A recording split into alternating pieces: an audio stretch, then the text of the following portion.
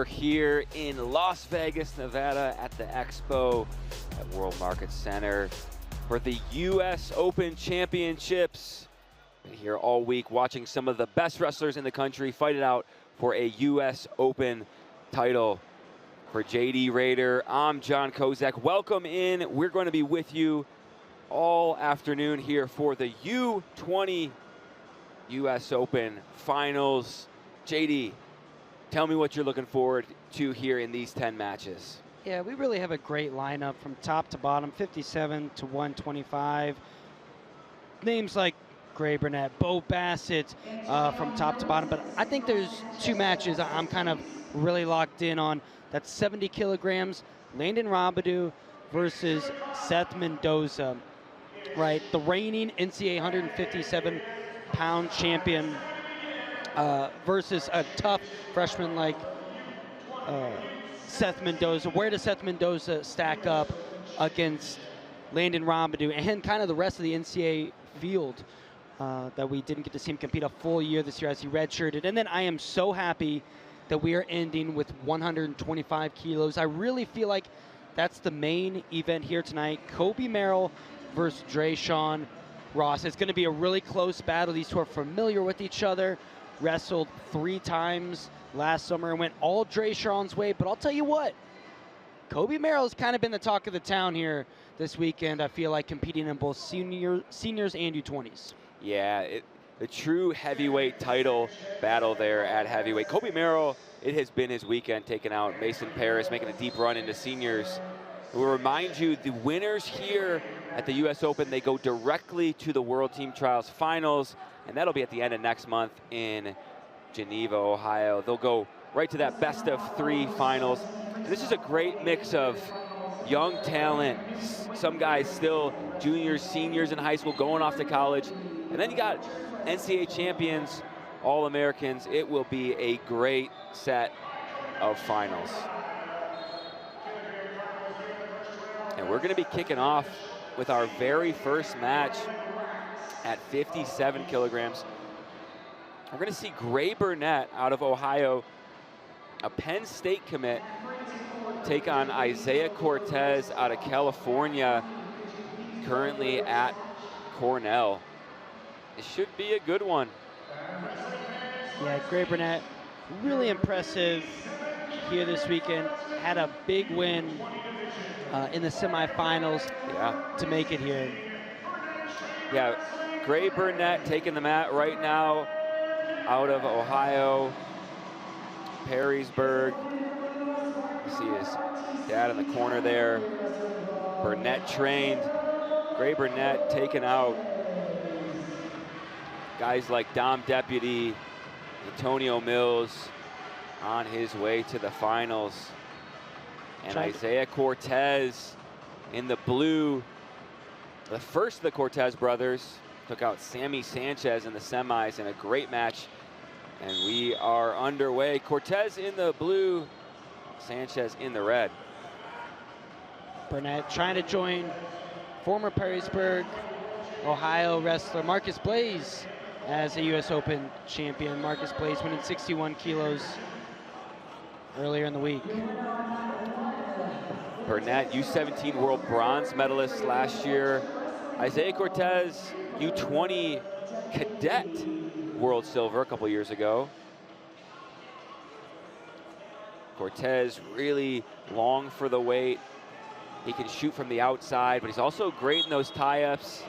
Can control tie-ups as well, making it tough for his opponent to open some things up. It was a nice re-attack from Cortez, sticking with it to the leg. Good defense squaring up by Burnett, though. Now punches his legs back, slides off the lock, and now Burnett in potential position to score, but we're going to get a stalemate. They go back to the feet. Yeah, both these wrestlers really competent on top as well. Burnett in his quarterfinal, semifinal, did a great job transitioning from takedown to turn. And Cortez, the same against Sammy Sanchez, got an early turn. That could play a big part in this match here.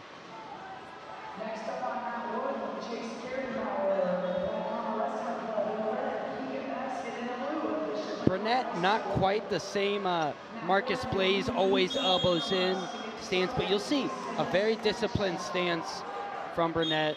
Stays real low.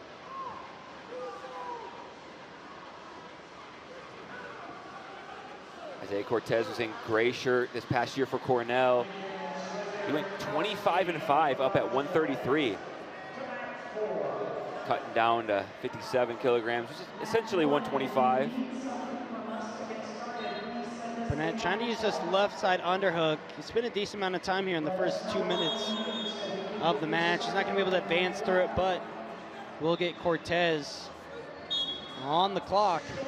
Wow, really nice shot from space. It was low single, trying to finish through, but nice job from Burnett. White paddled as Cortez was trying to finish. Really nice work there by Burnett to stay on his head as the crotch lock for Cortez going to net him 2 points and cancel out the shot clock. Burnett's corner wants 2 and 2, but they're only going to get 1 on the reversal there. Yeah, I think that's probably the right call. Yeah. So Cortez gets put on the clock, strikes first with that single, low single from space. Lightning quick. 2-1. A little bit of blood time. 27 seconds to go. You see Coach Gray and newly appointed assistant coach Yanni Diakomahalis there in the corner for Isaiah Cortez. Oh yeah, they see the blood all over the ear. Yeah.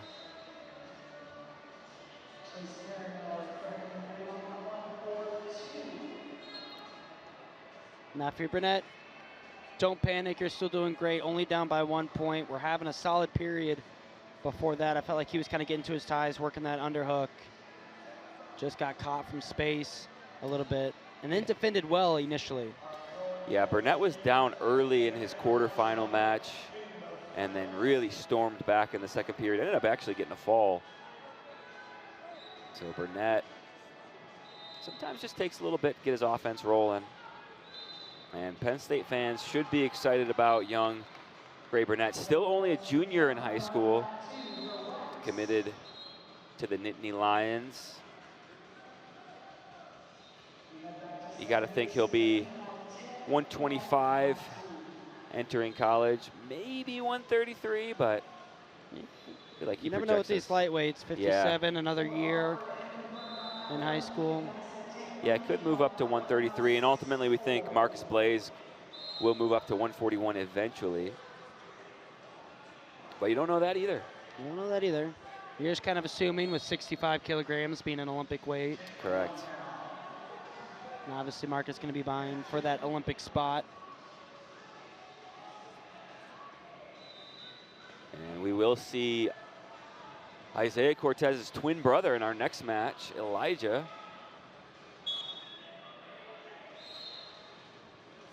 Back underway. 20 seconds to go in the first period, and I believe the clock didn't start, so make sure we got that rolling, and we are rolling now. See if either wrestler pushes the score at the end of the first period here, or if they're content to keep it 2-1. Good job from Burnett coming out of that with an underhook. And we're gonna go to the break. 2-1. Cortez in the lead. 3 minutes to go in this one. Winner goes to the finals, the U20 World Team Trials next month in Geneva, Ohio. I believe that's May 28th through 31st. Sounds right. We'll decide the U20 freestyle team and the U23 Greco and freestyle team, I believe. Although U23 freestyle, you can take it if you make the senior national team. So Bo Bassett already on the U23 freestyle team if he wants it. Back underway here at 57 kilograms. Nice hard hand fight to start. And Burnett trying to go back to those underhooks.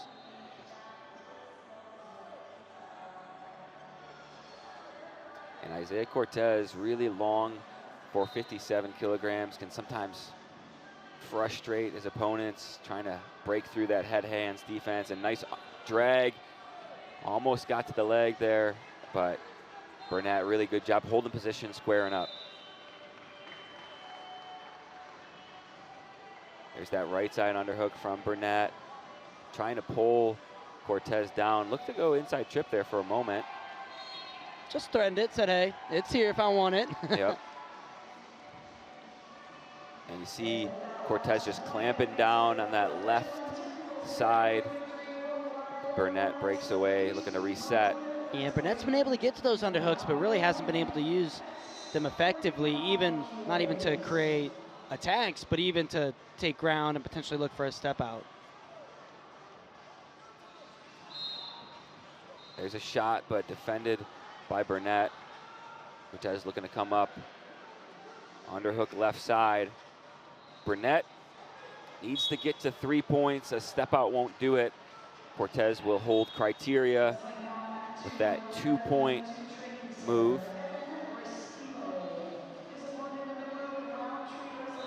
Good snaps from Cortez.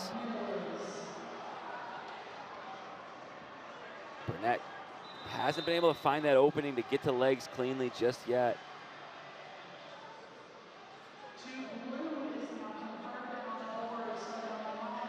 There's back to that right side underhook. Looking to pull it down.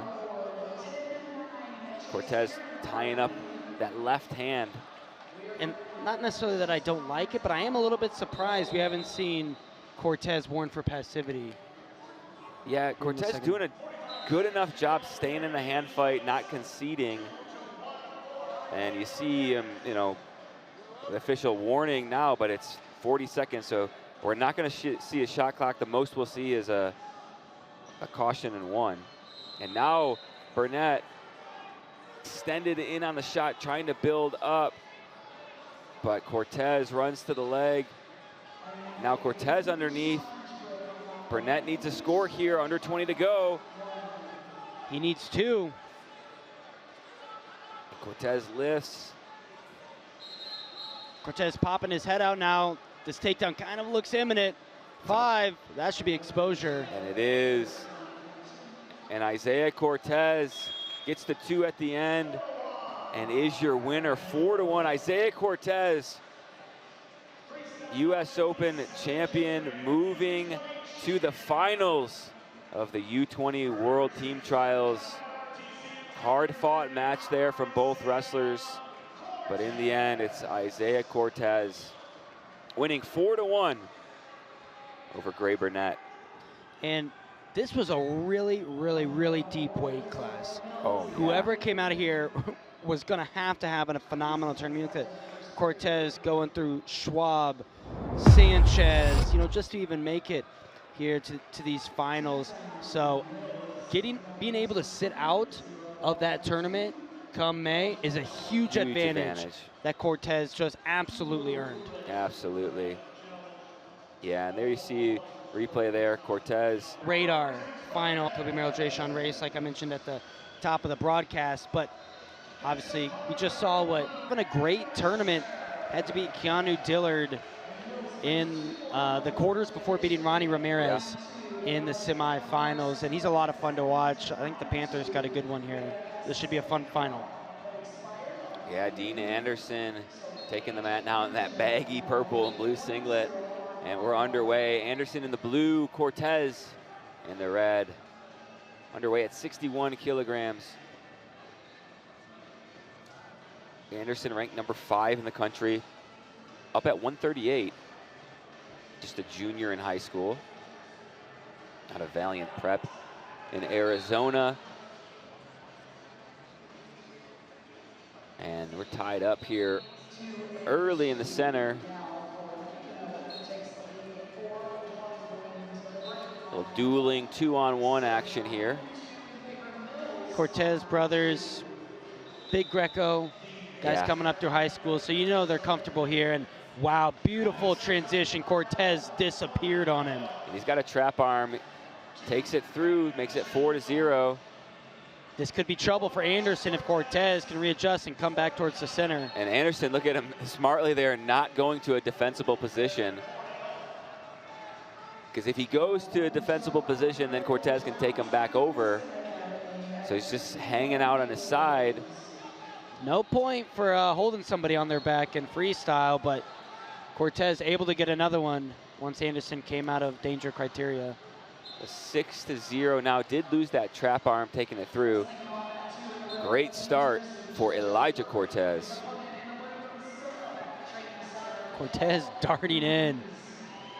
Just like his brother, Anderson trying to wrestle back in, but Cortez finishes. He's got to boot in. If he can hip over here, Anderson looks like he might be able to crawl forward and get that knee down. There he does. Yeah, you see the similarities between the brothers there, darting in from the outside with those low-level attacks. And it's 8-0 now. Elijah Cortez just one takedown away from ending this one early with a tech fall.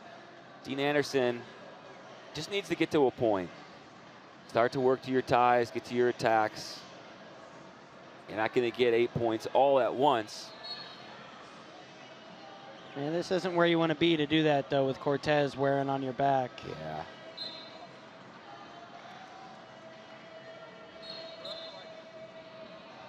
Under a minute to go in the first. Cortez in the driver's seat here, 8-0.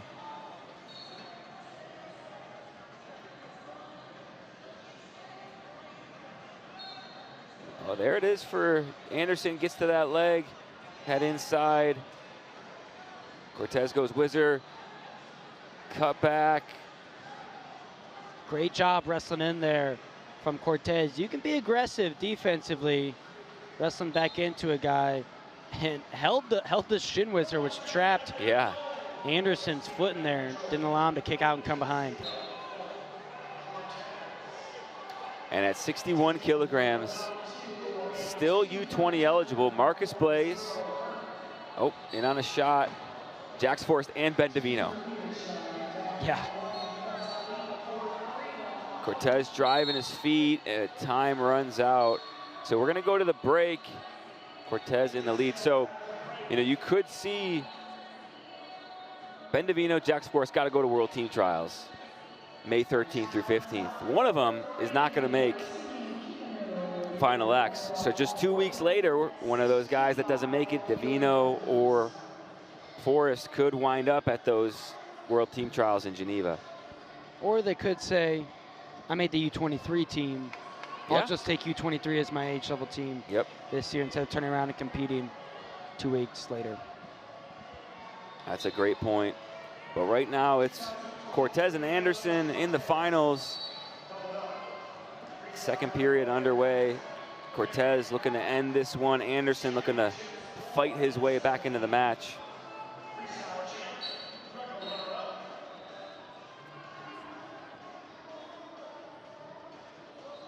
And Cortez training at Cornell.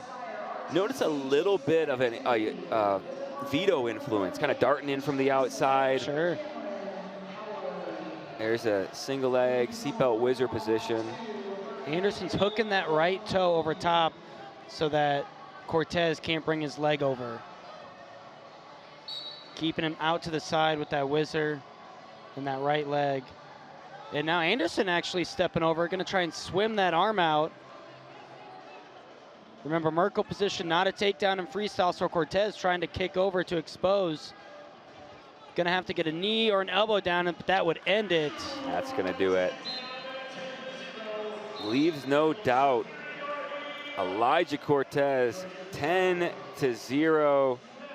And like his brother, he's moving on to the World Team Trials Finals. U.S. Open champion at 61 kilograms.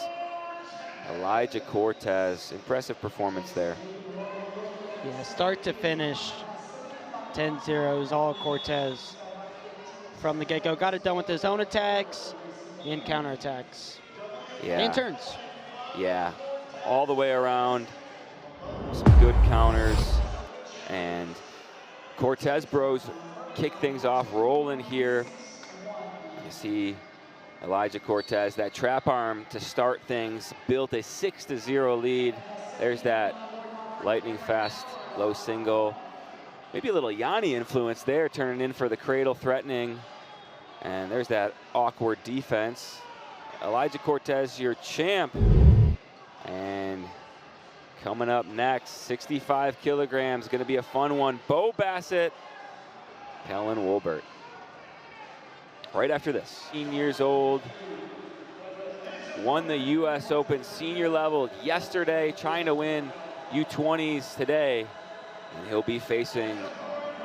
Now Wolbert is tough and he's capable of things, and we see Bassett give up points. Bassett's not untouchable. I'll tell you what, do yourself a favor and go back and rewatch Kellen Wolbert's semifinal with Sledzinowski. 14-13 was the final. Insane ending. They were just constantly trading huge momentum swings. It was like 8 straight points to 6 straight points to 5 straight points. It was an amazing final, so I expect this one to be fun. Bo Bassett in the red, Kellen Wolbert in the blue, and we are underway. Furious hand fight to start. Expect nothing less in this one. Bo Bassett in the tie-ups. His snaps are lethal. Took out Tyler DeCraker in the semis, and he had a snap that just planted DeCraker. And whoa, big chest wrap. I don't think Bo offered exposed. Two red confirmed. Yeah, I think just 2 red. Bo went straight across, didn't land in danger. Yeah, Bassett was down early in his semi, gave up a takedown and turn. And then hit a 4 from bottom. Hit a 4 from bottom and then scored 10 straight, 14 unanswered to win 14-4. It looks like Wolbert might be trying to rub out a little calf cramp. Yeah. Those are no fun.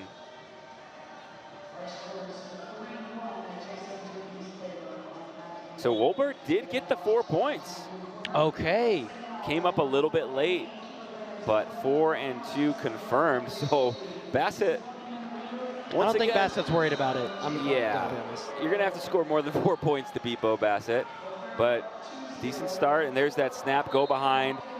Bassett staying on the attack.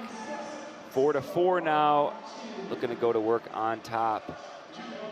Wolbert still holds lead on criteria based off that 4-point scoring action. Back to the center, just a minute in, we've already got 8 points on the board.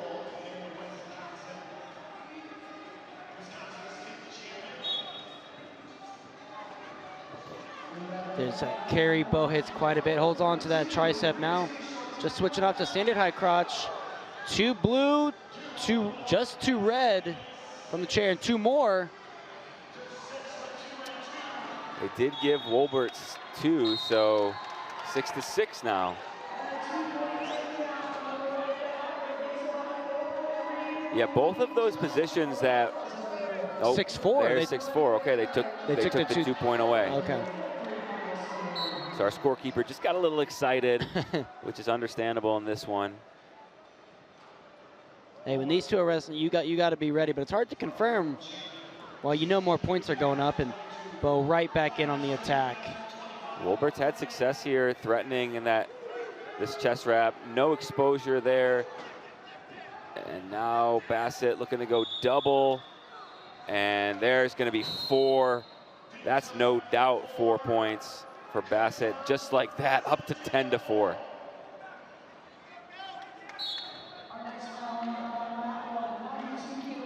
Wolbert came to wrestle, but I think he's cramping. Man. Or he took one to the eye, I'm not sure. Yeah, took it to the eye. So 4 points go up on the board. That's it. That should be it, and no challenge. And that's gonna do it, just like that. Bo Bassett down 4-0, no problem, 14 unanswered points. I did it in my semifinal, I'll do it again in the final. Yeah, what an impressive weekend for Bo Bassett. Goes 12-0 between U20s and seniors. Insane. And he is headed to the U20 World Team Trials Finals. He'll compete next month. He's making a Little hard hands. Oh, little he faked single. He doesn't want to stop wrestling. Jaden didn't bite. Yeah. He said, "I'll crush you, Bo." Yeah. Yeah. Man, Bo Bassett, special talent.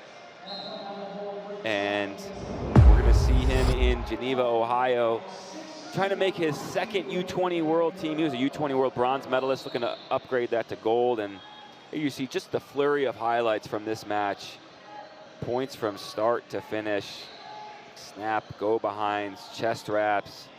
Hey, you think Americans struggle with Bo Bassett's pace? Just wait till he Oh, gets to the foreigners. yeah, it is a different level. Excited to see Bo Bassett at those trials. We're going to take a quick break. We'll be back with another good one. Seth Mendoza, Landon Robidoux.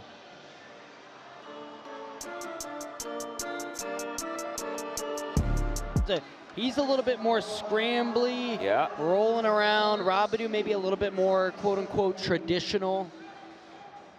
Yeah. Landon Robidoux, obviously the big favorite here. I mean, just coming off an NCAA title, but Seth Mendoza, a game opponent. 70-kilogram final underway. Mendoza in the red, Robidoux in the blue. Mendoza really good with dumps. Likes to work from underneath. Tricep, elbow control. Robidoux with great counters. And look at that, nice snap. But there you see it. He's mentioned he's scrambly. He's hard to finish on. Seth Mendoza is going to make it tough for Robidoux here. I think we already kind of saw the strength and power advantage for Robidoux with that snap. Yeah, Mendoza, a guy, I mean, always small. There's another snap. Runs to that leg and finishes cleanly right to the gut. A lot of power there. Another one. He could finish this one 6-0. Going back to the gut here, loads it up and takes him out of bounds. Wow, 8-0. And because Robidoux won an NCAA title this year, I think a lot of people, myself included, kind of forgot how good he is at freestyle. Yeah. Too, though, and we saw it right there with that parterre offense.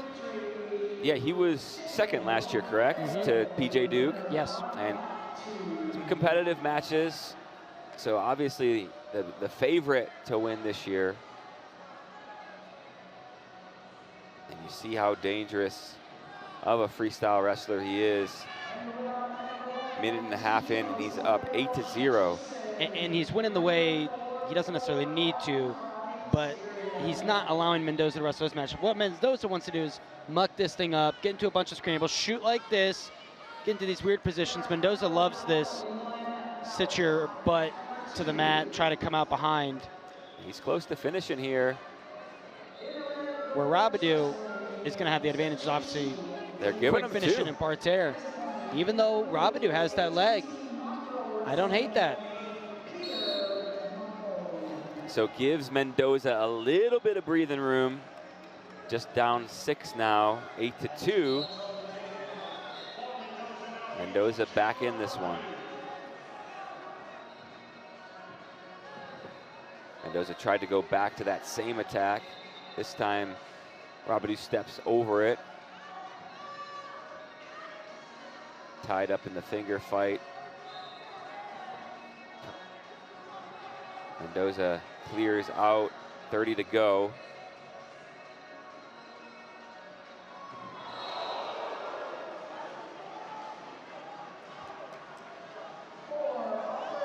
I'm surprised we're seeing Robidoux slow down a little bit. Or not going back to that snap that he had success with. The first 2 times he hit it, really. Yeah. Yeah, and it looks so easy, quick, clean finish. And we're going to go to the break now. 3 minutes down, Robidoux in the lead, 8-2. Seth Mendoza, had a chance to talk with him. When he was being recruited, really interesting kid.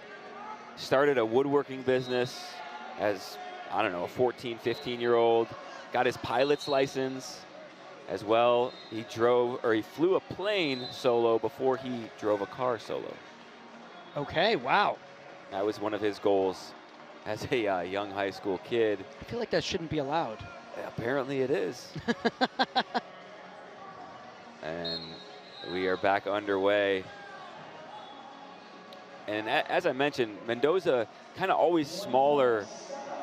Many were recruiting him as a 125, 133 pounder, and then gets into college, hits a growth spurt, and suddenly he's 149, 157.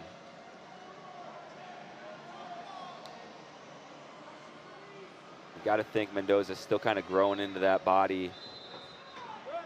And you've said it, the strength definitely favors Landon Robidoux here. Good job from Mendoza, kind of walking that tightrope, staying out of the danger area, wrestling back in. And Robidoux continuing to come forward.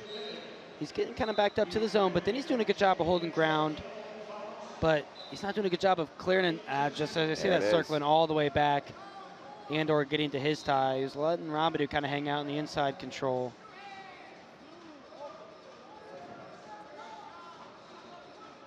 Yeah, we've seen Robidoux slow down here at the beginning, really set a good pace with those snaps. Does take a lot of effort to, those gut wrenches at the beginning. Mm-hmm. Can take a lot out of you. Well, I'm kind of surprised we haven't seen Mendoza go back to his shot either as well. Just being down by 6 points here, now with 90 seconds to go.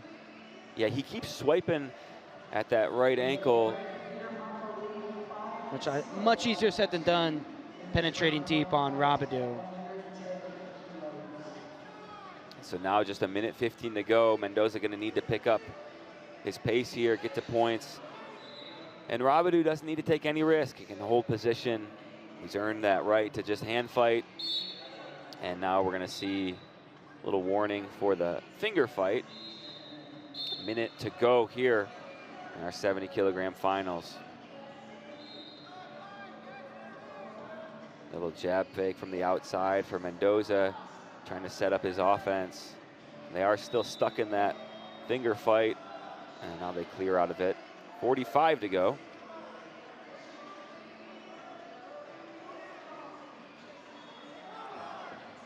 Mendoza fakes from the outside. Robidoux easily defends those half shots. Mendoza again swiping at that right ankle. Just cannot break the head, hands, defense, or position of Robidoux. I'd like to see him maybe go one way than the other, but. There's Robidoux's shot, but kicks out of it. Mendoza under 5. And that's gonna do it. Controlling decision win. Landon Robidoux was 1 takedown to 3 turns. That's all Robidoux needed. 8-2. He is into the World Team Trials Finals, U.S. Open champion, and we could see Robidoux head to the Senior World Team Trials Challenge Tournament. That's in the middle of May. He's already qualified for that, and he'll get his stop sign there in the middle of the mat with Jaden Cox, developmental coach for USA Wrestling.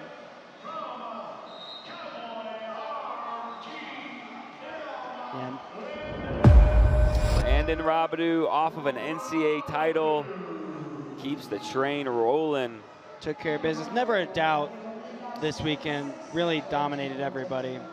Yeah, a really tough opponent, Seth Mendoza, but Robidoux take down the gut. And he's your winner, 8-2. And we're gonna be moving up to 74 kilograms. We'll see Jaden James take on Hakan Peterson right after this short break.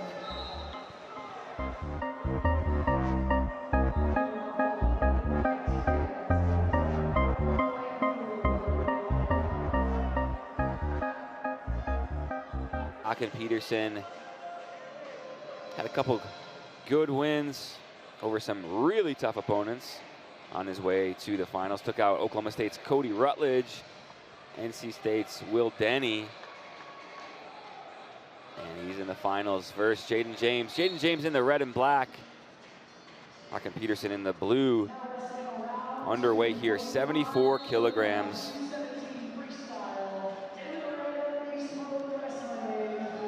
Jaden James gets the early step out. Peterson seems like he's looking to make this a physical match from the start.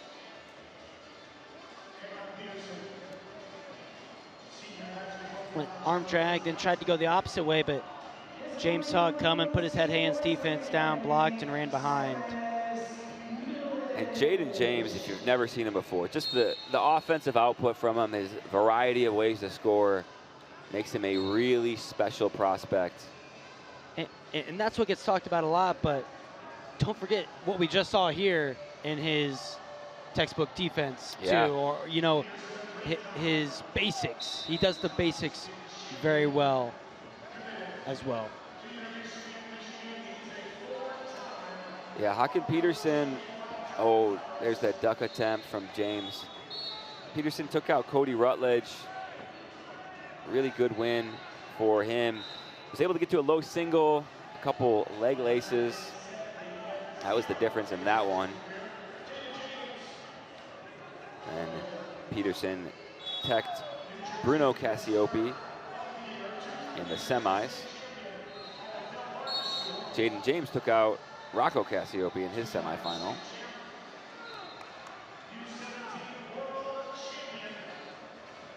Are the Cassiopes going to hit on the backside? Are they going to? Cassiopes are not going to hit. The one is wrestling for a third, the other is wrestling for fifth. They didn't hit in the Conci semis. Peterson trying to kind of get something going, but anytime he level changes, James is able to match the level with his head. Jaden James ranked #1 in the country at 165. Hakan Peterson #2. 1 versus 2 matchup here. Both of them are seniors heading off to college here, I'm sure, in just a couple months. A lot of times you see these big recruits, they'll graduate high school and then almost immediately move to their respective college campuses.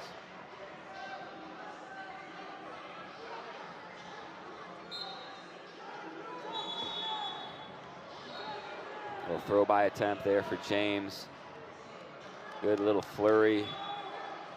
These guys are wrestling hard here in the first period.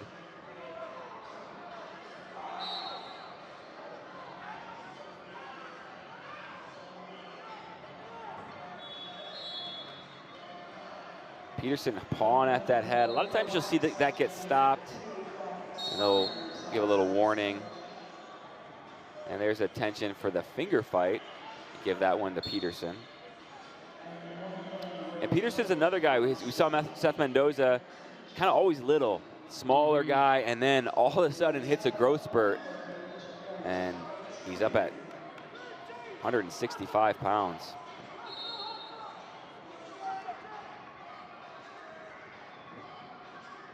James going to look to score, probably bounce from this front headlock position. He can get a step out here with the new UWW rules, but he's looking for a takedown. Just gonna have to settle for the step out, but good action there from Jaden James. Yeah, and good job scoring from James with just 5 seconds left in the period. Extending his lead to 4-0, and we're gonna go to our break here. James in control, Peterson making it tough.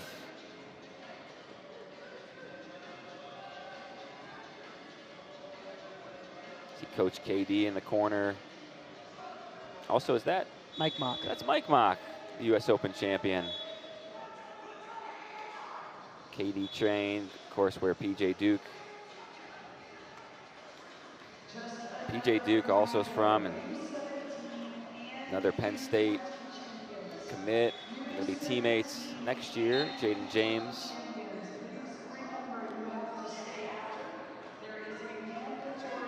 Yeah, Peterson pawing at that head. trying to make things tough for James. James shot from the outside, gets to the leg. Got chest wrap from Peterson. He's cinching it up. He's threatening here. And he won't look to hit the chest wrap, but it's good enough to defend. Avoid giving up any points. Score remains 4-0. I know James doesn't cut much weight. He's not a big 74. Hawkins seems like a full-sized, at least U20. Yeah. 74, and I'm wondering if James is struggling a little bit kind of with the size of Peterson. Yeah, he's getting into the legs there, but not able to go through the body. And Peterson doing a good job staying in the hand fight, staying in the center of the mat.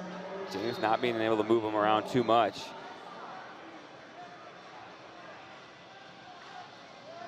And Peterson also doing a good job not taking any errant shots. You don't want to get countered. James really dangerous in that, as we saw earlier. But now Peterson going to go on the activity clock. Oh, nice movement, motion there from James. And there's the takedown. Impressive stuff. And again, it was kind of basic short offense. Yeah. Right, going T-Rex arms, short arms, snapping Peterson's head and elbows down to the mat and running behind. Yeah, it's nothing flashy, but just a really incredible movement from his hands and his feet. And that pressure just can sometimes melt you. And the movement from James, really remarkable stuff. 8 seconds to go in the activity clock, 1:29 to go in this match. Peterson needs a score.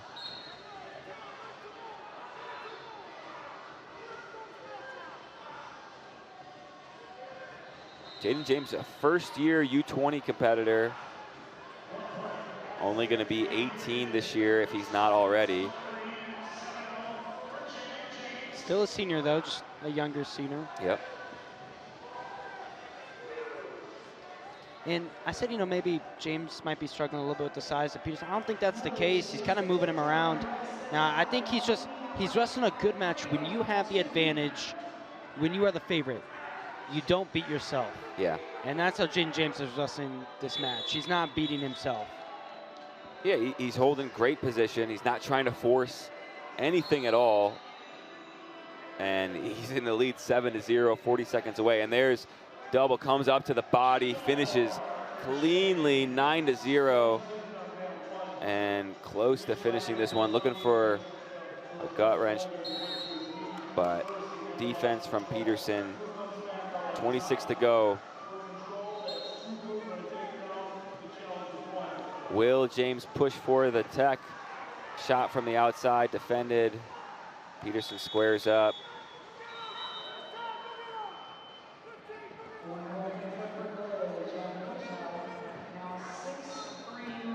Coach KD wants him to go get it. But Peterson good enough to defend. And almost right at the last second. KD wants to throw the brick, and now he's going to, even though Jaden said no. Oh. A completely unnecessary yeah. brick. KD really wants that tech. Yeah. I think time was out, though. Kind of an alpha move there. You know, you win, you're up 9-0. You have won the match already, but you want to put a statement. You want the tech fall. I respect that. You want to end with dominance, and there is a challenge in front of us, so we just get to, you know, sit here and wait it out a little bit longer. One challenge at a time here in the Expo Center. Yeah. And, you know, despite losing, Hakan Peterson, a really strong tournament, making the finals. And here's our challenge. Can't see the clock. You see it in the background there, 14 seconds. 10 to go. He's really coming forward strong, trying to score. And Replay doesn't go to the end, but that's okay. Kind of like but conversely, if you lose this challenge, you gave Peterson a point. Yeah. Versus the shutout. Challenge lost. Okay. So it's 9-1. Jaden James, your winner.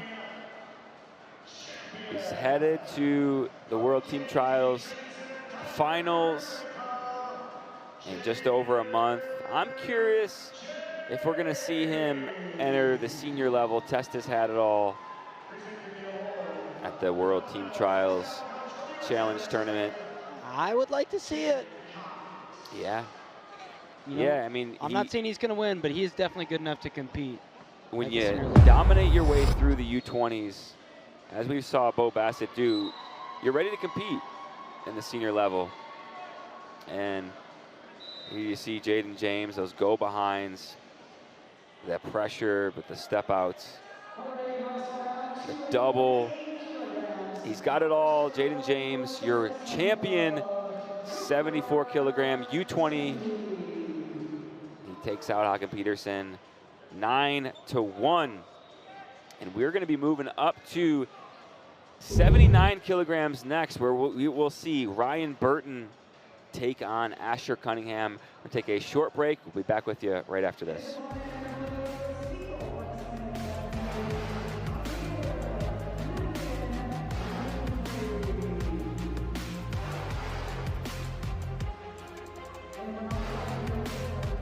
Cunningham ready to go here. 79 kilogram final. We'll shake hands and underway.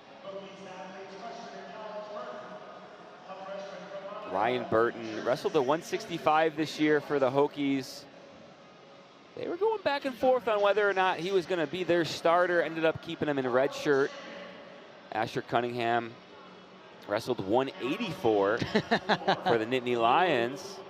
Had a really strong red shirt year at 184. Now he's down 79 kilograms, basically 174. So you got to imagine Cunningham going to compete for that starting spot next year at 174. Yeah, you know, as Cunningham looks to come behind, but Burton to the body gets the takedown. Asher Cunningham, of course, the son of Casey Cunningham, assistant coach, Penn State. And he's funky, he's scrambling. Yeah. Really fun to watch, kind of unorthodox. Not afraid to give up points, because usually he can score them as well. You know, but as I was saying, that 174 spot, so kind of, you know, maybe up for grabs. Potentially, if Mitchell Messenbrink stays at 165, you're looking at Will Henkel probably, or maybe Asher Cunningham. Yeah, Will Henkel had a really strong senior level U.S. Open. I believe he placed 5th. But yeah, very competitive matches with Evan Wick, Patrick Kennedy. And Burton gets to the leg. You see Cunningham, there's that funk. And 2 awarded, but then taken away. Yeah, just split second. Cunningham now goes over 4. 4 confirmed. Wow. And I think that's the right call. He picked Burton up and threw him.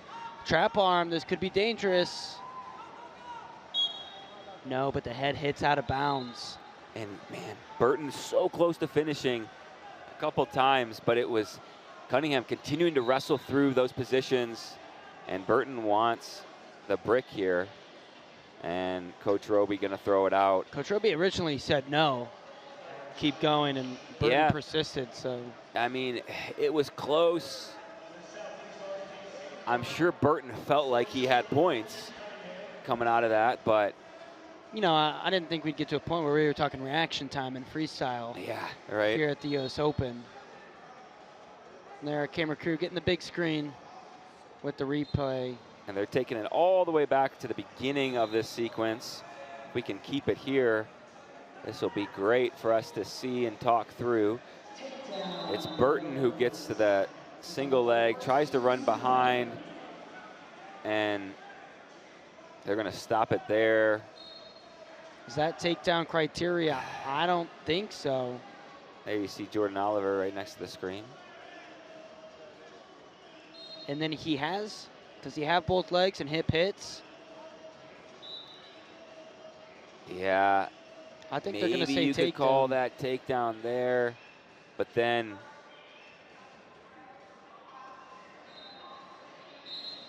is that 4? I think that's 4. See Cunningham comes up to his feet for the lift.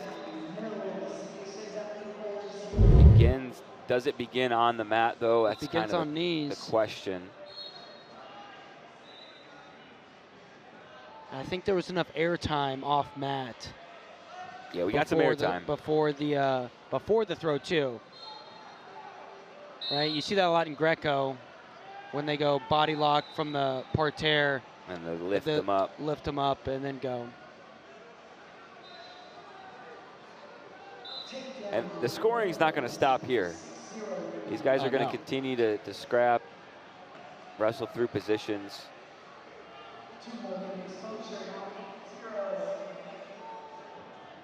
They're still taking a look at it, as you can see. This feed is what the officials are looking at in real time to get a view. So they do give 2 red.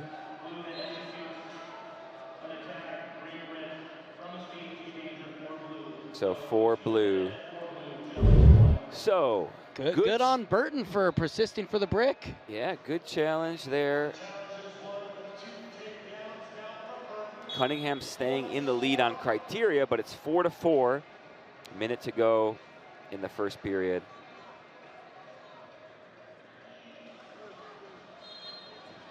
And it feels like Burton having success getting to those legs. Just got to be careful of those counters from Cunningham. And it was actually smart what he did last time. If you're nervous about counters, didn't hit a knee. Went with the kind of step in single, but still Cunningham was able to find a way to muck that position up and turn it into a scramble.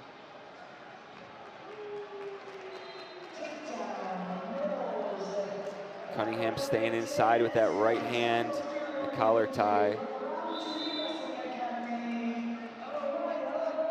A little unconventional.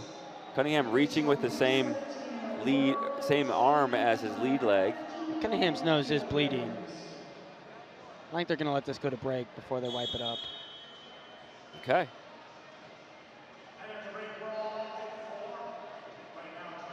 Yeah, they're calling for medical attention here, getting that blood time, but interesting first period. A big lift throw from Cunningham, the difference. And it'll be interesting to see if Cunningham looks to really get to his attacks in the second period. First period, he was looking for counters off Burton's stuff.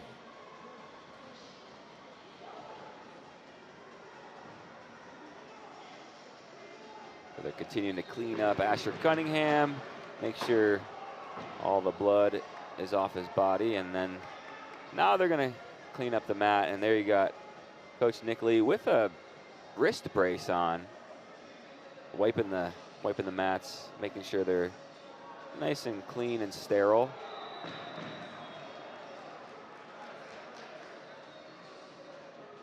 And we're ready to go. Second period, 79-kilogram final underway. It's 4-4. Cunningham in the lead on criteria.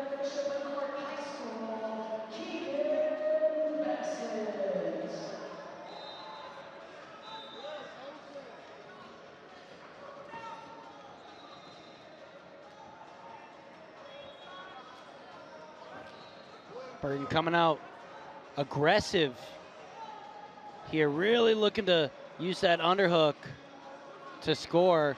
Nice limp arm. Nothing yet, though.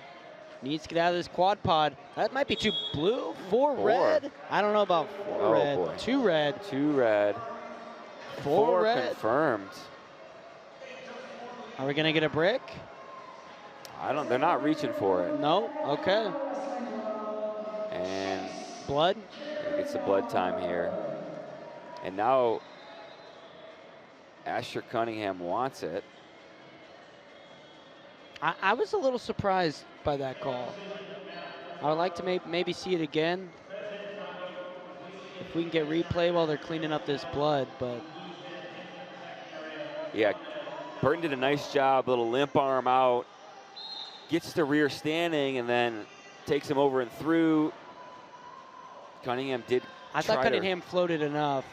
Yeah, he tried to reach down, grab the leg, and float over, but.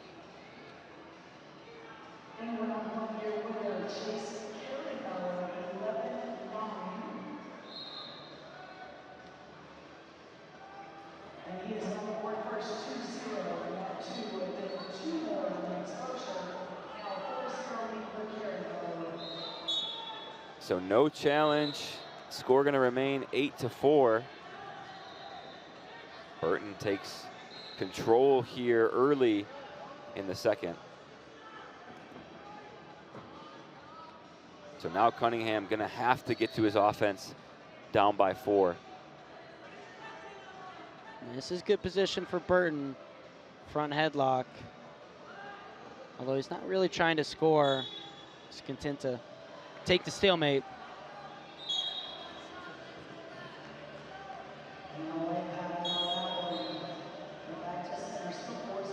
And there's the attention given to Burton.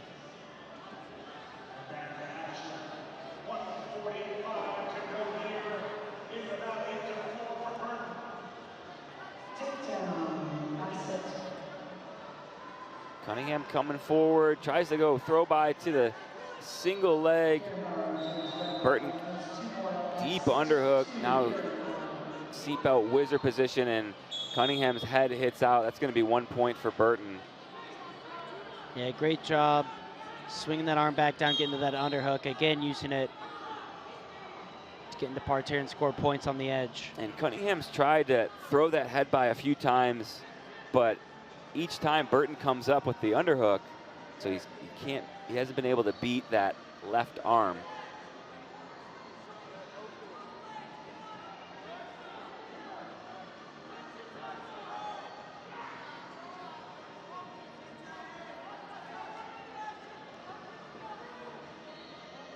Under a minute to go now. Burton in the lead, 9-4.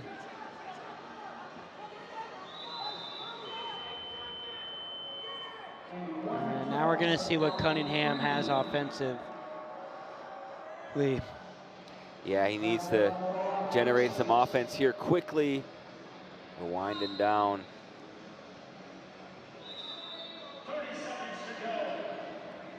Cunningham coming forward, diving at legs. Burton holding position, keeping that head in the way.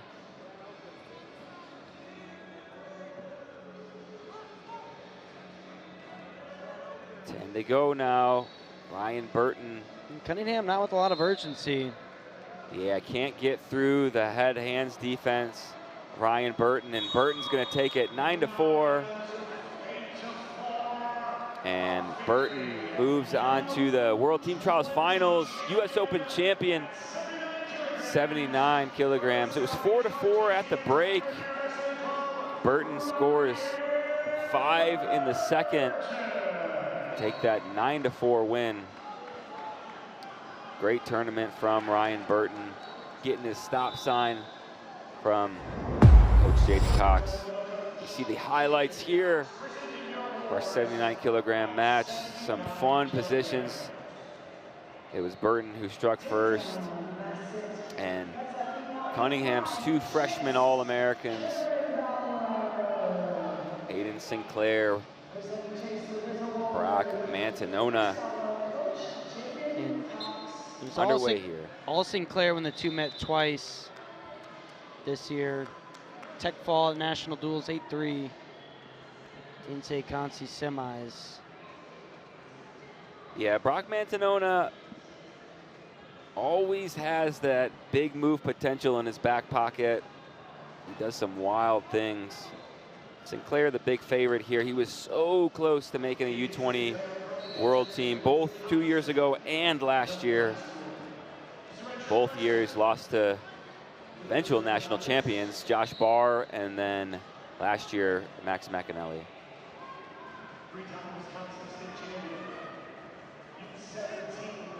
Sinclair also wrestled at the senior level here in Vegas, taking 3rd place at 86 kilograms.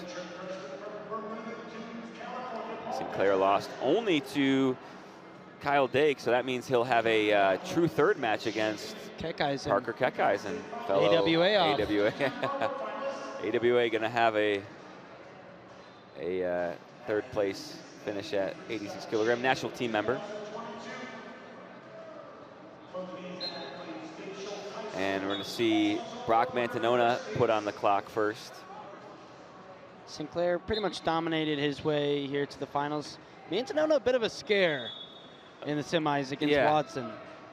Yeah, he had the tech at one point. They took it away after a challenge, and then maybe let his guard down a little bit, got too comfortable, and it got a little spooky for a second.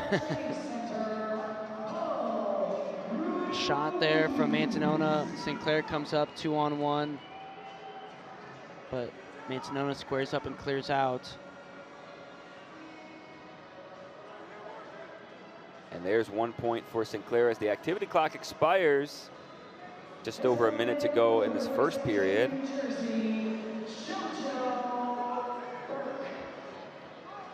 Aiden Sinclair, really strong freestyle wrestler, and in on the single leg. Mantanona, nice job avoiding giving up the takedown, concede the step out. But that's a win there if you're Mantanona.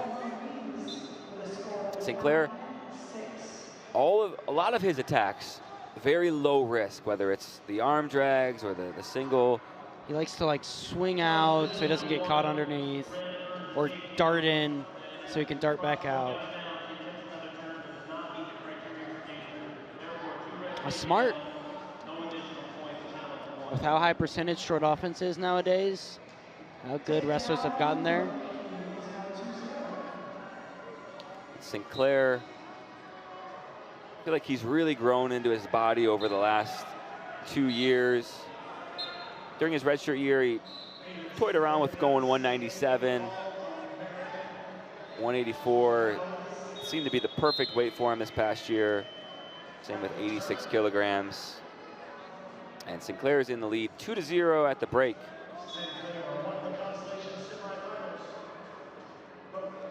Aiden Sinclair, 36-2.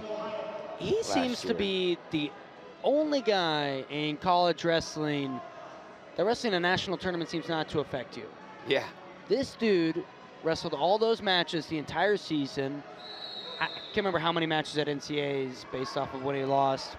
And then did a RAF match 2 weeks later, and then did 2 tournaments here at the US Open. The kid just loves wrestling, and it's awesome.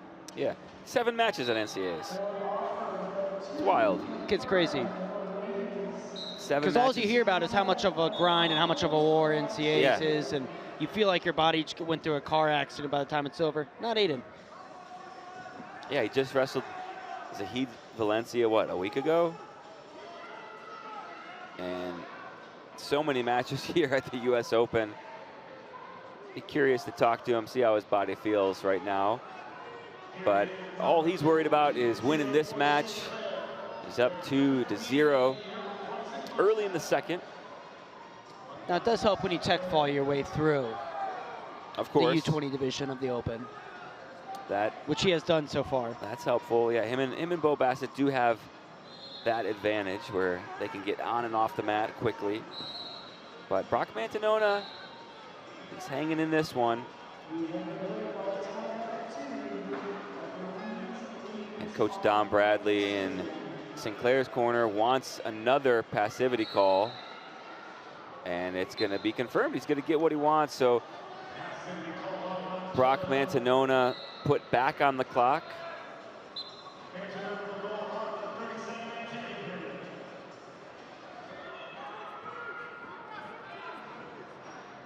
Mantanona hasn't really taken the risks to score this match yet.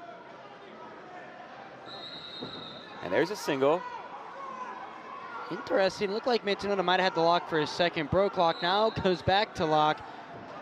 Was there exposure there? Yes, there was. And confirmed.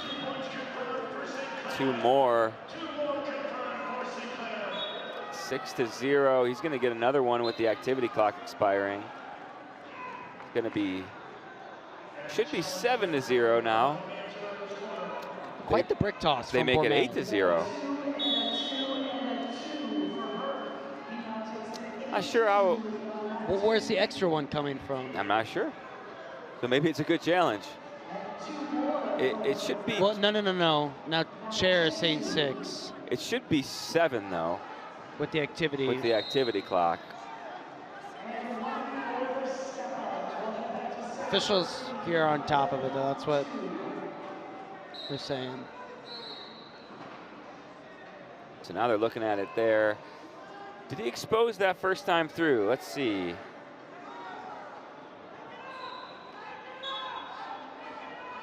Yeah, looks like that's an exposure. Oh, it's close.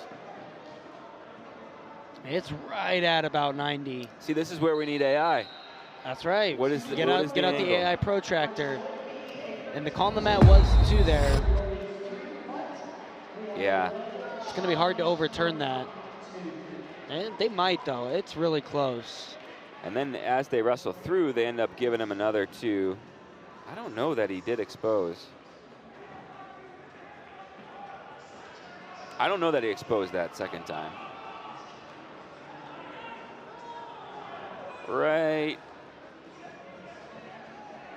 Oh, we get to go see it.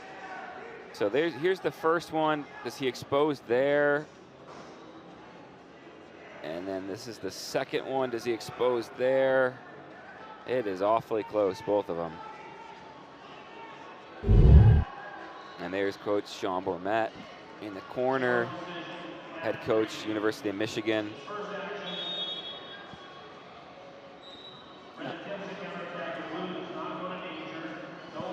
No points for the first attack. Good. Okay. They gave him the second one. Challenge is 1 there. Took away the first 2, and then kept he the second. gets the point for the activity clock expiring.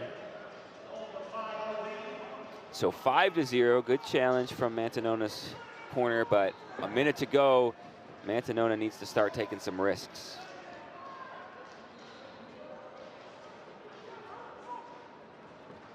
But Sinclair did score off a Mantanona's single leg, so does he go back to that or does he try something different? 40 seconds left.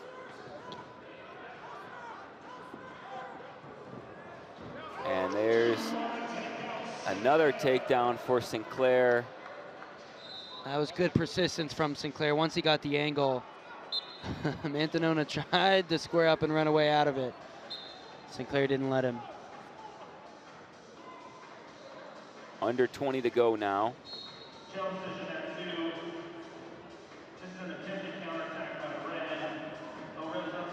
Mantanona shot and run behind.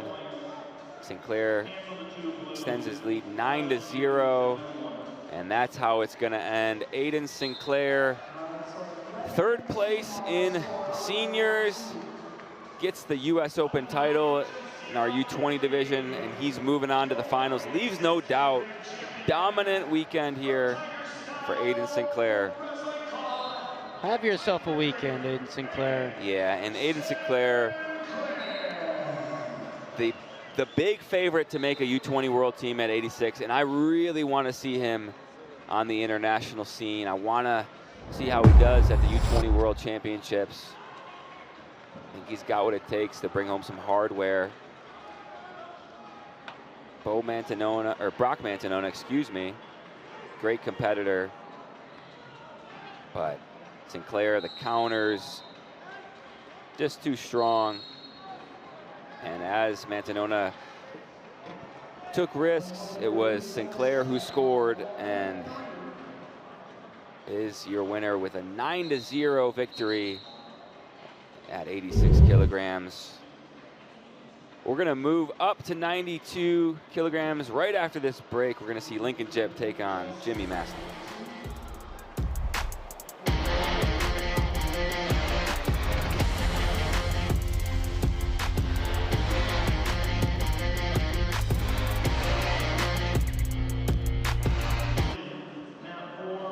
Masney headed to Iowa State in 2 years. Lincoln Jip, North Carolina.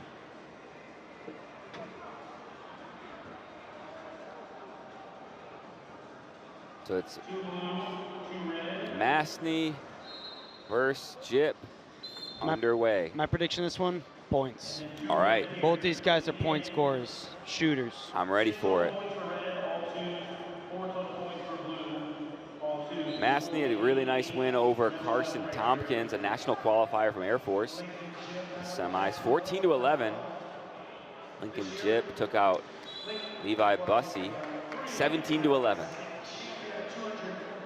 Yeah, their semifinal scores were 17-11 and 14-11.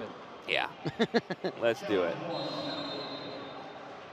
And Masney on the board first with the step out, which kind of drove Jip straight out of bounds.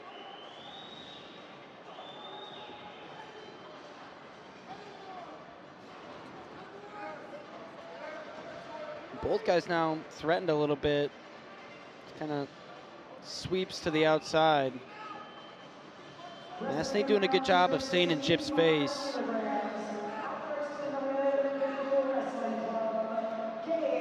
Yeah, Masney tying up that right arm.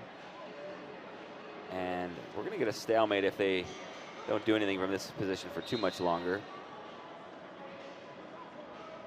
Masney with that control tie. Coming forward. Jip trying to clear out of it, but no, Toed not the able line to. for a second. Yeah, it looked like he was going to walk that tightrope, stay in, but Masney gets the step out. Score goes to 2-0. A minute and a half into this one.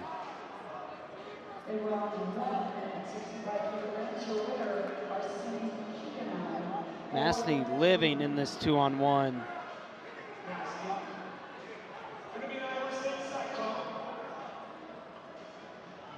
Interesting singlets both these guys rocking. We got Masney rocking a Runyon. Cyclone RTC. Cyclone He's now RTC. a strength coach. And U20 wrestler, now strength coach at Iowa State. And Jip rocking the Indine. Yep. So 3-0 now, 3 step outs for Masney. This isn't what I thought was going to happen when we said we're going to see points. Still got some time left. Still got some time. They're just warming up. I mean, Masney is just, he's kind of slowing things down, getting to this 2-on-1, and then actually not shooting, but just driving Jip straight out of bounds. Yeah, there's Caution and one offered for this one as well, but it's going to be white paddled. So 4-0, 45 to go. And if it's working, you don't change it. That getting that 2-on-1, driving his feet, he's trying to go back to it. And Jip just can't clear that arm out. Masney goes right back to it, kind of buries his head in, drives his feet.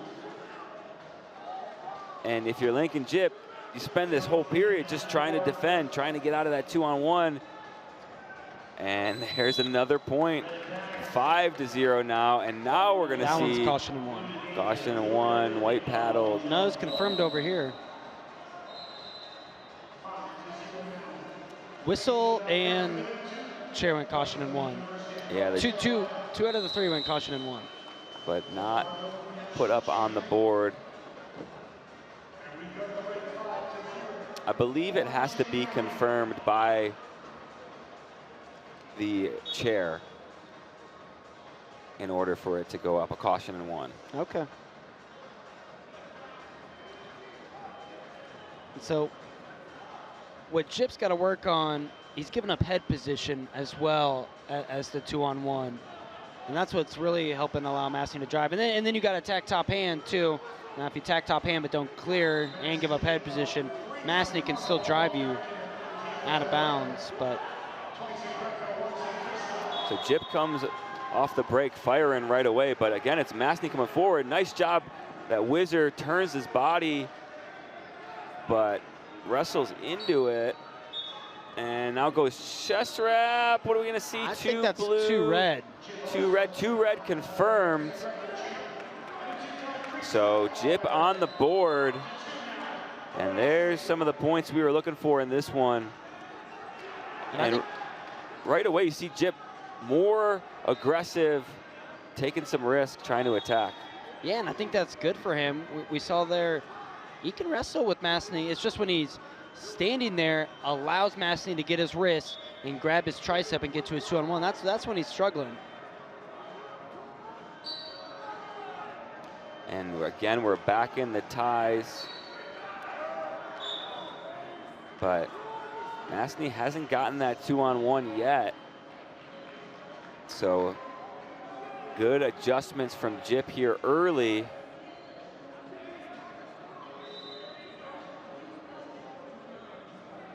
But Masny's still doing a good job controlling center. And there's the shot, single. Up to his feet, now back down. Masny trying to beat the Wizard.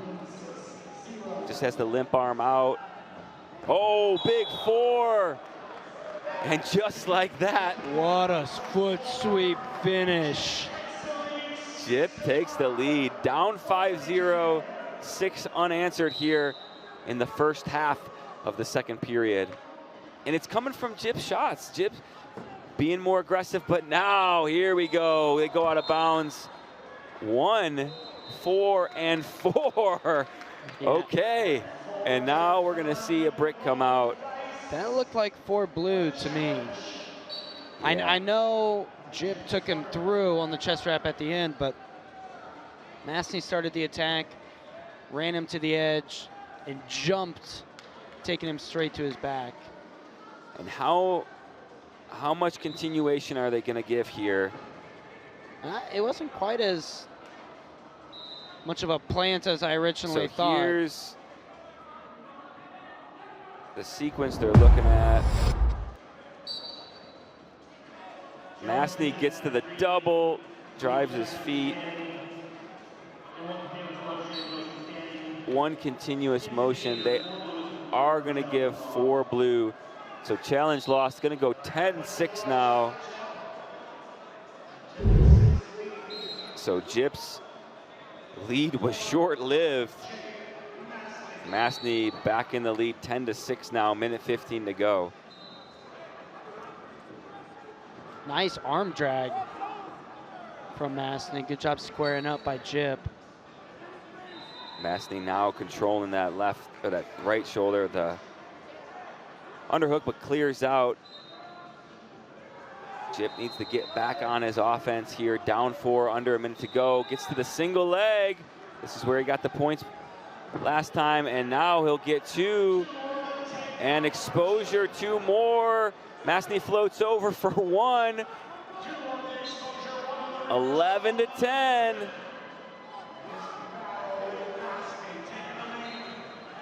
Is Masny gonna try for this gut?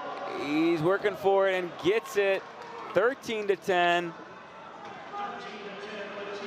Looking to take him back over, and it's blown dead. White paddles all the way around. 13-10.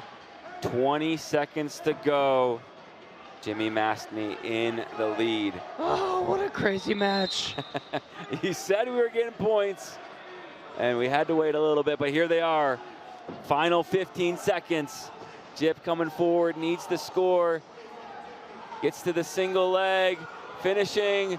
Gonna go big. That's for 4. He gets it. 14-13. 5 seconds to go when we're getting a brick here. I don't think, is this a good brick? That looked like 4, and if they lose, okay. What's criteria if it's 14-14? Well, Jip has 2 4s. I believe Masny only has 1. Yes, because the sweep finish. So, and then that one, Masny only has the double on the edge. Okay, yeah. so. Yeah, I don't see how. It looks like they go from the standing position and right to the back. Jip keeps Masny on his back all the way through. We'll see here. They're talking through it. They're gonna give to blue. Oh my goodness. They're going to give to blue. Wow. That's huge. Challenge gonna be won. Okay, but Jip only needs one. As long as Jip has 4 here.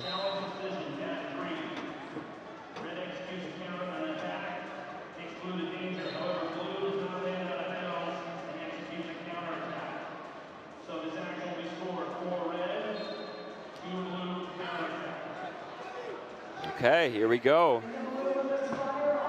It's going to be 15-14, 5 seconds to go. Lincoln Jip needs 1 point to lead on criteria. Jip coming forward. 2, 1, time. And Masny is your winner. A wild one, 15-14.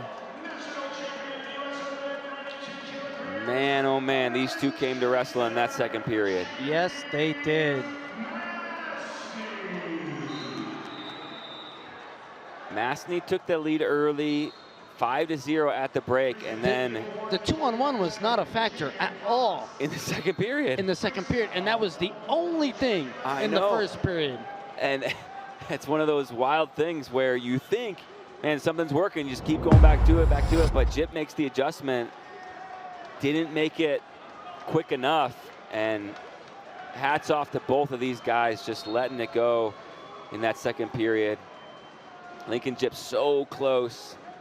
Masny in the end, your winner. And you saw some of these big moves. It was the 4-pointers, the big back trip. This was the nice here. Foot sweep, yeah. These guys just kept scoring, really opened things up in the second period when it looked like Lincoln Jip couldn't find offense. He found it, but in the end, it was Masny taking the 92-kilogram title. And up next, we got Robert Platt taking on Michael Boyle at 97 kilograms. We'll be right back.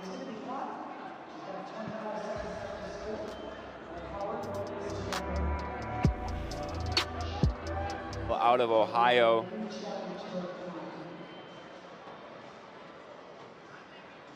Boyle in the blue, Platt in the red. And we're underway now, 97 kilograms. Michael Boyle, #2 ranked wrestler in the country. He's gonna be #1 after this weekend. Took out current #1, Max Knopka. Robert Platt just finished his freshman year, redshirt freshman year at North Carolina.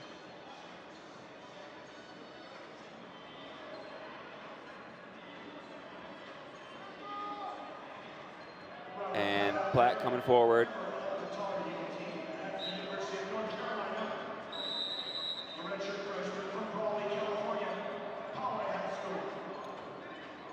Michael Boyle out of Ohio, committed to Ohio State University, just a junior in high school.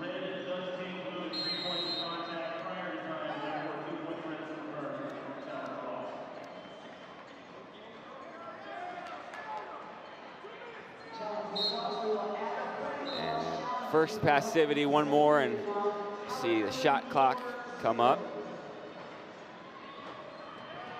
Platt, catches the ankle for a moment, but Boyle able to kick out.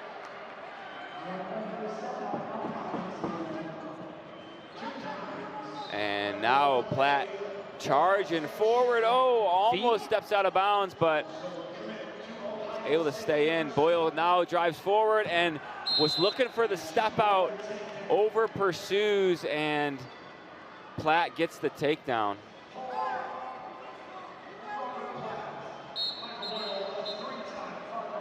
And we got a little bit of blood on Michael Boyle's face, so gonna take a second, get this cleaned up. I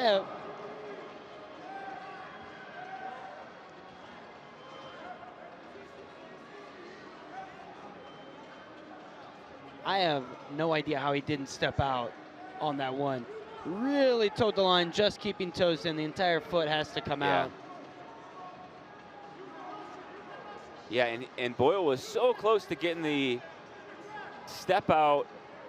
He needed to maybe just be a little more patient and slowly pursue Platt, but Platt did a nice job kind of doing that ole.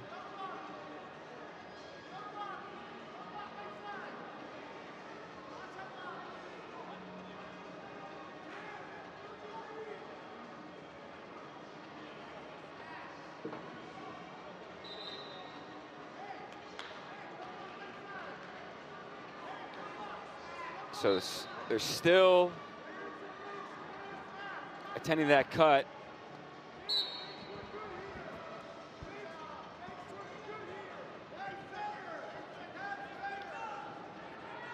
So back underway here now. Platt getting warned for hands to the face.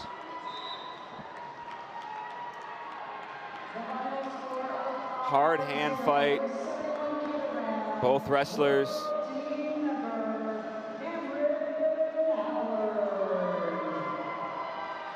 And neither wrestler taking too many risks here in the first period. Minute to go.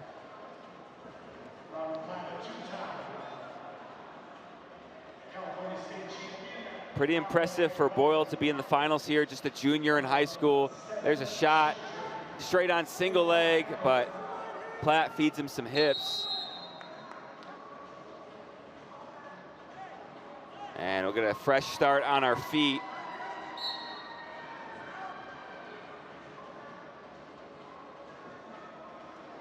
And 30 to go now.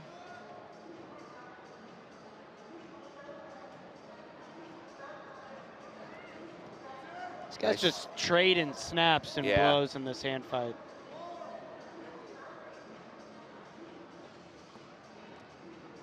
Nice snap fake and then gets to the leg. Boyle looking to finish here. Short time, and he does. Take down for Michael Boyle. They put the wrong points on the board. So it's going to be 2-2, and Michael Boyle leads on criteria as we go into the break. And that's the thing about those hard hand fight attacks is, you know, you just keep giving yourself an opportunity. There we saw a couple times reaching for leg. It's kind of like chopping a tree. Eventually, the plan is it falls over. Yeah, he gets that takedown right at the end to get a criteria lead into the break, and feels like momentum shifted a little bit to Boyle, but still a lot of time left in this one.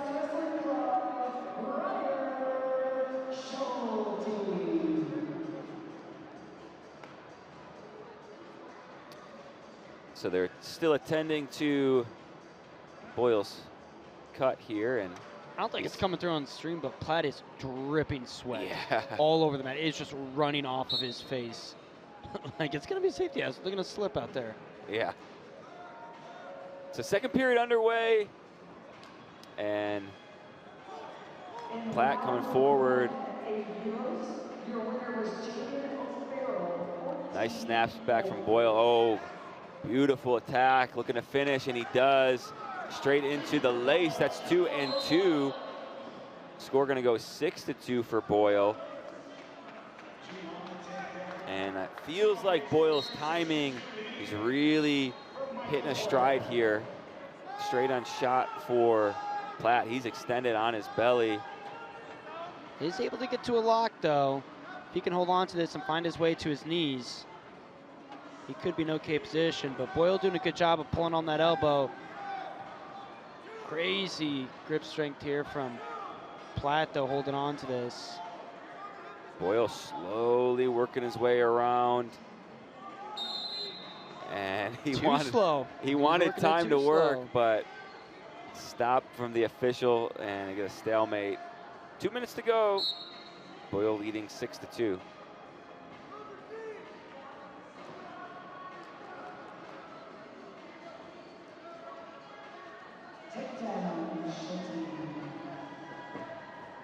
Nice counter, but kind of walks his way right into a single leg. Platt ran waist there.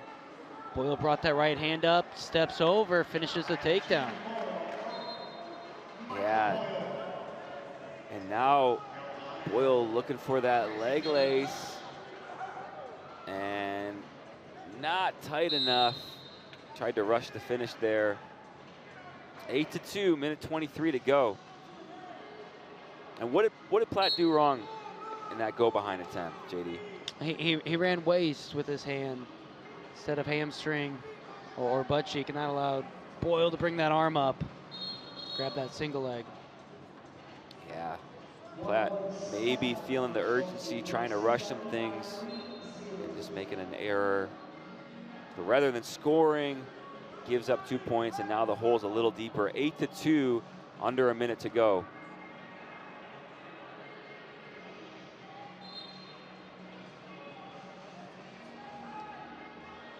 Platt still trying to come forward. But Boyle holding really solid position. Impressed with Michael Boyle in this tournament. Really fundamentally sound wrestler here. Good things coming for him. And there you see him just slide across. Wow. What do you call that? Nothing? I think that's a step out. It's the white paddle all the way around. I call that a slip and slide. That's fair. I told you, he's sweating all over. Yeah. And we are going to see a challenge brick come out here from Platt's corner. See Tony Ramos and Evan Henderson, Tar Heel coaches, in the corner here. Yeah. There you see Platt on his knees, jumps up, and Boyle just slides out of bounds.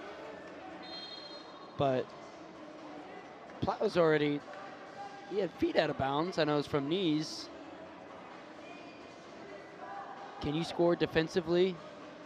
the new parterre rules are weird, or not parterre, but grounded. Grounded. You kind of, yeah, we haven't really seen them play out enough to get a feel for how they're calling things. Right. And yeah, it's Boyle attacking. It's Boyle attacking but after. Does Platt come up to his feet here out of bounds? Yes. Yeah. So after he put his feet out of bounds first from a grounded position. So is that? And then comes up to defend. Is that a point for Boyle? Well, that's what I thought it was. That's what I said. I think it should be a step out. I thought it should be a step out for Boyle. And there it is, one blue. So challenge is won. But Tony Ramos doesn't work and Evan out. Henderson are laughing in the corner. Yeah. And with 25 seconds left, at this point, sure, you got to go for it, hoping that you get some points there. And Platt needs some points in a hurry. Boyle takes a single. Head pinch is an opportunity attempt, to get a lot of points in a hurry, but Boyle beats it, goes behind, working from that quad pod position, and the shoulder goes down. There's two. And Boyle looks up at the clock. He's already celebrating, knowing victory is at hand.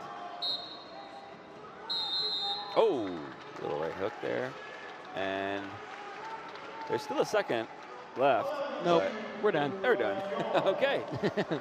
Michael Boyle, impressive performance. He's going to leave here #1 in the country and your U20 US Open champion at 97 kilograms. Michael Boyle. Ohio State's getting a good one there. Yeah, no kidding. Real solid performance. Didn't show a whole lot of weakness, and looks like a guy who you think would convert well to the college scene. Absolutely. Very fundamentally sound.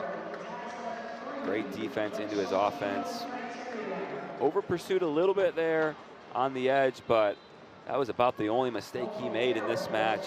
Got to his offense and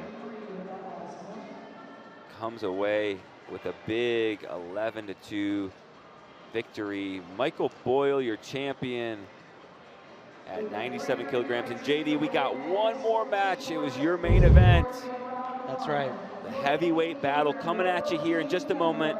Drayshawn Ross, Kobe Merrill, right after this.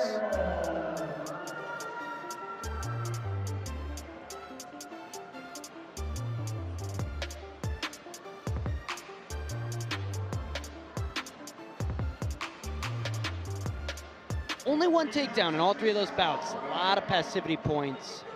And Kobe Merrill, not a guy that's going to get a ton of takedowns. He wants to move you around. He's going to move you to the edge and get those step outs. And if you can't hang in the hand fight, you're in trouble against Kobe Merrill. And that's the difference with Drayshawn. He is the only high schooler I have been able to see that has been able to stay in this hand fight. But that was last year. I think Kobe Merrill's gotten even better in the hand fight. This is good action from Drayshawn Ross dropping down. But Merrill picking up the first takedown. This is huge. Wow. Yeah, already getting a takedown 45 seconds into this one. Now he's working the gut to the right side. And that's the difference I think I've seen from Merrill this tournament versus where he was last year. He is more confident in his game plan, knows, okay, all I have to do is get to a collar and march you forward. And then once he knew that last year, but he didn't extremely pursue it like we just saw. Didn't execute it the same way we've seen it this week. And this is a guy who defeated Mason Paris, world medalist, Hodge Trophy winner, just a couple days ago. And Drayshawn kind of looking to his corner like, what can I do? Yeah, how do I deal with this? And we did see Michael Mako weather the storm a little bit, and he was able to work his way to a takedown in the semifinal match, but man, Kobe Merrill just so strong. And now with grounded gone too, huge advantage. Yeah, even more dangerous. For Merrill, because that's exactly what you see. He'll push you to the corner. You have to plant your feet, stick it in the sand, pressure back in. He's going to snap you, and then he can drive you out of bounds once he gets to front headlock. And previously, that's going to be grounded. Not anymore. Yeah. And now he gets to a 2-on-1. And slowly just taking ground, taking down ground. Drayshawn Ross. He's the Zari of the USA. Step out. Yeah, for real. And they're calling caution in one, but Drayshawn Ross, he's trying to stay in bounds. He's not running out. And if I was Drayshawn, you see Kobe's already starting in the middle of the mat. I would ask, oh, there's a double. There you go. All right, so just like that, Drayshawn cuts the lead to 3. It's 5-2 now. And that's big too, because now Merrill has to respect that. Yeah. That's there. He knows. I'm assuming he's going to try and go right back to his collar, pressure forward. We got some blood or time. injury. I don't see it anywhere, but. And, you know, you say, okay, Drayshawn, you figured it out. Shot from space, double from space. It's easier said than done. Much easier said than done. How much effort, how much energy does it take to double a guy like Kobe Merrill? Yeah, no kidding. And it's the threat of getting caught underneath. Yeah. And then him being able to run behind or drive you out of bounds. So if you don't time it perfectly, that's where Kobe Merrill can stuff you and run behind. And so we're back into the hand fight, right where Merrill wants to be. Coming forward, that feet planted in the center, now slowly moving Ross towards the edge.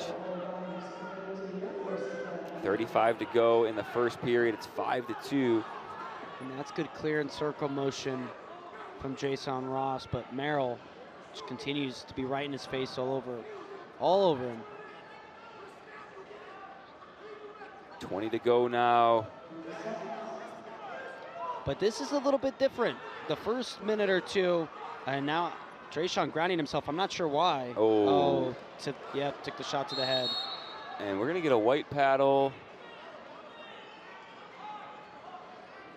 7-2 currently. So it must have been confirmed. Did they butt heads? With Merrill's headgear to the top of the head? Is that what happened? I'm not sure, but previous to that, it was going a little bit different than we saw the first minute and a half. Well, Yeah. Merrill was just walking Ross straight out of bounds. Merrill was taking ground, maybe to the zone. Right. And then Ross was able to either hold ground or what I liked was the clear and circle. Right.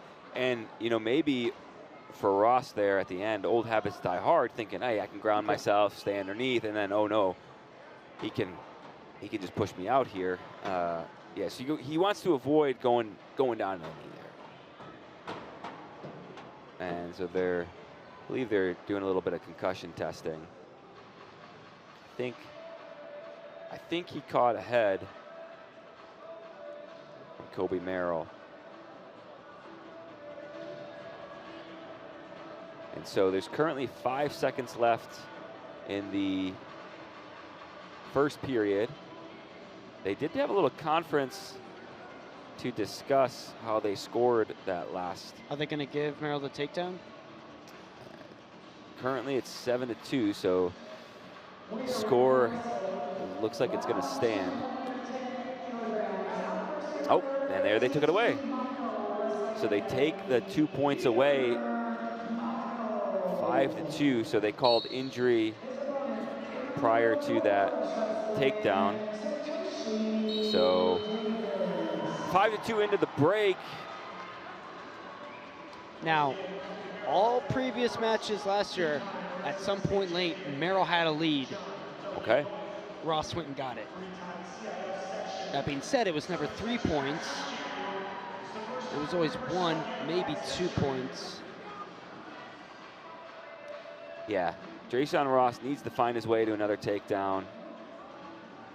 It's doubtful he's going to win the step-out game with what we've seen in this first period. Kobe Merrill just controlling those ties. He had some success last time with the single leg. That same single leg to Merrill's right side. Oh, did Merrill pivot on the edge? Yes.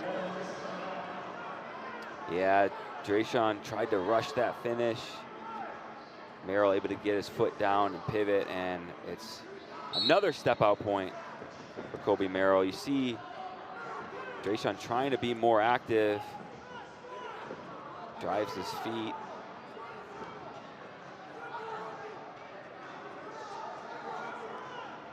And on the edge, they go out of bounds. There's 1 point for Merrill, 7-2 now. A lot of output there from Ross, a lot of effort in the first 30 seconds, and already slow getting back to the center.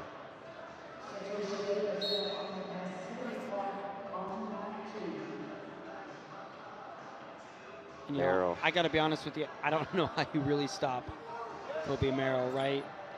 Yeah, if you're smaller than him, you know, if you can't match the strength, how do you beat him? And it's right there. If you can kind of matador, right, you're probably going to give up some ground, but if you can snap to clear the tie and circle in the zone, I think that's how you got to beat him, but he's still so good. Mm-hmm. And Drayshawn Ross tried to go behind there, but he's going to get a point off the step out. And looks like we got some more blood. Oh, nope, they put it back the other way. So Merrill gets the point, 8-2.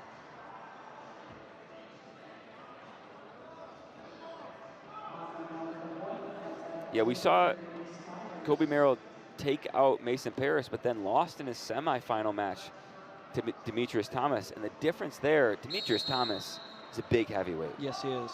He's one of the few guys in this tournament seniors or U20s that can match the size of Kobe Merrill. And he did that well. He stayed in the hand fight, and he didn't get moved around.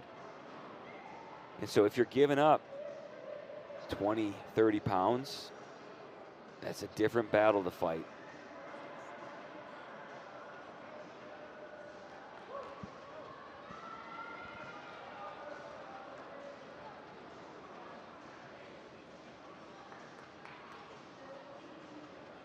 And now, got to think all these stoppages favor Drayshawn.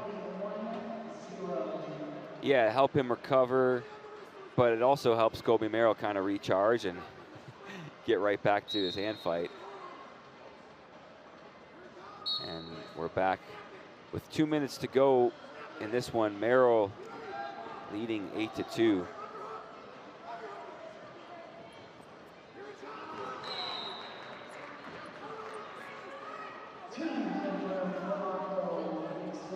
Drayshawn doing his best, trying to stay in this hand fight here in the middle of the mat.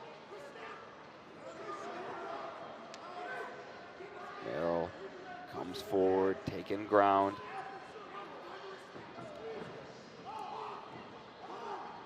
And now Drayshawn caught underneath. Merrill putting a lot of weight on him here. And we'll get a fresh start. Minute 22 to go now.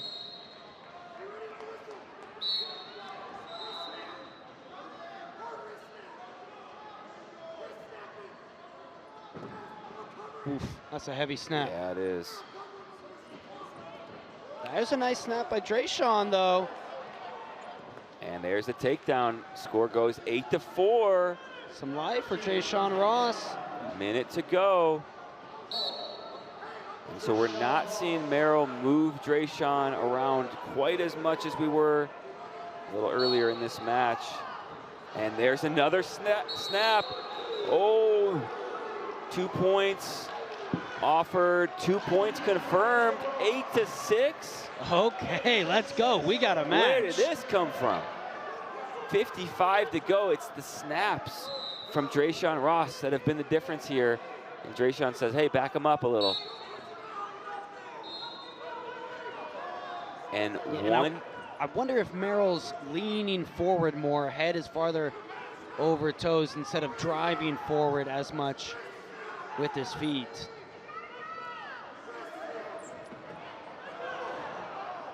And he gets to the leg, and at the edge. New grounded rule's gonna let this situation play out. Merrill not getting a chance to score as we get a stalemate.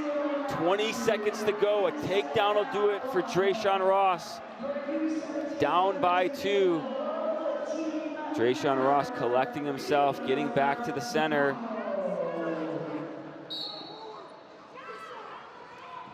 Is he gonna go snap or single? Looking double. Now trying to run behind. Merrill turns. Drayshawn continuing to fire in. Merrill catches him and gonna stay here. Merrill wins it 8-6. I'll tell you what, Kozak, sign me up for that again in a month, because Drayshawn did figure something out there in the second period. Yeah, he was conceding ground, but then figured out a way to get to those snaps. Couple takedowns, and that turned into a match. Kobe Merrill, your winner, 8-6. He's sitting in the World Team Trials Finals, our U20 division at 125 kilograms. Drayshawn Ross gonna have to go through those trials to get to him. And I think Kobe Merrill's the real deal, because I think Drayshawn Ross is the real deal. Oh yeah. At heavyweight as well. So the fact that Merrill reversed this result from the matches last year says more to me about Merrill's improvement than regression from Ross. 100%. That was a battle at our 125 kilogram final. It was all Kobe Merrill at the beginning, moving Drayshawn Ross around. He's tired. He's tired. Yeah, he was working hard. A lot of output there, a lot of effort put forth. Great match there from Kobe Merrill. Started with a takedown, and then it was all those step outs, one after another, And then Trayshawn Ross found some offense, getting to those go-behinds, almost had it at the end. Kobe Merrill hangs on, your winner. And Bo Bassett awarded the Outstanding Wrestler for the U20 division. A great 10 finals. Half of our World Team Trials finals are set. The other half will be set at the World Team Trials in Geneva, Ohio next month.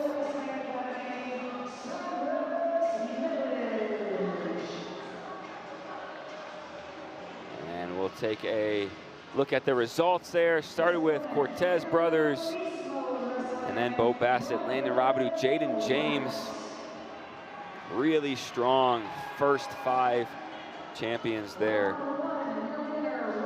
And 79 kilograms, Burton Cunningham.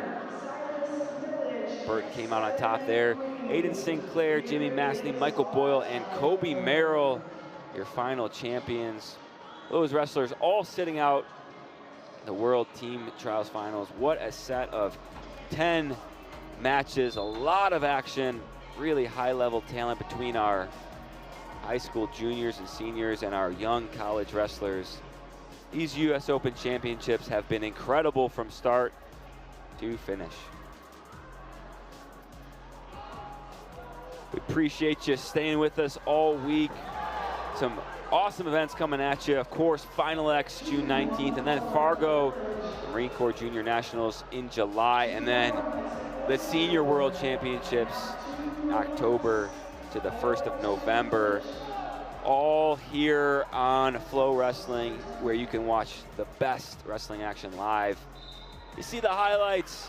These wrestlers, hats off to all of them, putting it on the line all week in our U20 finals, capping off the 2026 U.S. Open Championships. We appreciate you joining in with us. For our production team, JD Rader, I'm John Kozak. We hope you guys have a great rest of your Sunday. Till next time, we'll catch you here on FloWrestling.